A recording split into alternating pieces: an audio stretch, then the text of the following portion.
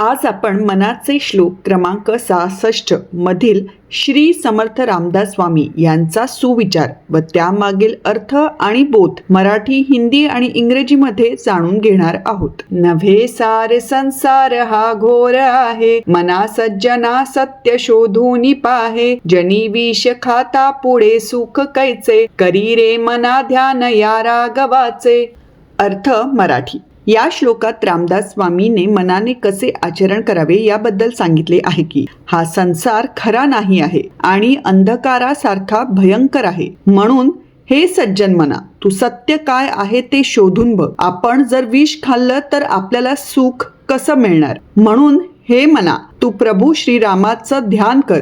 मित्रांनो, संसार हे माया स्वरूपी जाळं आहे, ज्यात एकदा मनुष्य अडकला की बाहेर पडणं कठीण होऊन जातं. यातून बाहेर पडण्याचा एकमेव मार्ग म्हणजे आत्मस्वरूपाची ओळख, अर्थात आत्मज्ञान. आत्मज्ञानाचं हे सत्य जाणून घेण्याकरिता आपल्या मनाचं काम, क्रोध, लोभ, माया, मद, मत्सर यासारख्या विषयापासून शुद्धीकरण झालं पाहिजे. मनाच्या शुद्धीकरणाचा एकमेव मार्ग म्हणजे ईश्वराचं चिंतन व ध्यान करणं. अर्थ Hindi.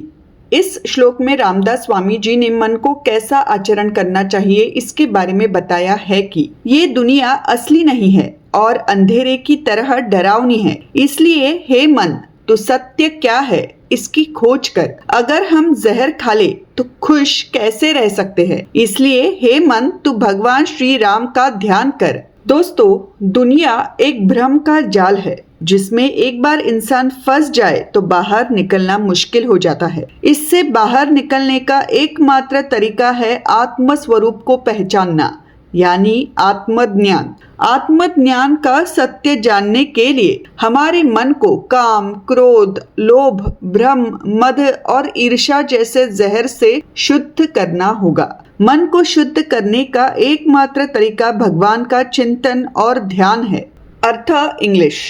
In this shloka, Ramdas Swamiji has talked about how the mind should behave. He says, this world is not real and is as terrifying as darkness. Therefore, O noble mind, seek out what the truth is. How can we be happy if we eat poison?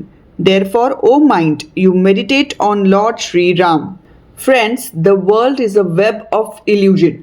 Once a person gets trapped in it, it becomes difficult to get out. The only way out of this is to recognize the true nature of the self, that is self-realization. To know the truth of enlightenment, our mind must be purified from poisons like lust, anger, greed, delusion, pride and jealousy. The only way to purify the mind is through contemplation and meditation on God. तर मित्रांनो, आजचा हा video तुम्हाला आवडला असल्यास हे संस्कार व सुविचार लोकांपर्यंत पोहोचवण्याकरिता तो नक्की शेअर करा आणि मैत्री दोस्ती कॉर्नर हे चॅनल जरूर सबस्क्राईब करा. धन्यवाद. राम कृष्ण हरी.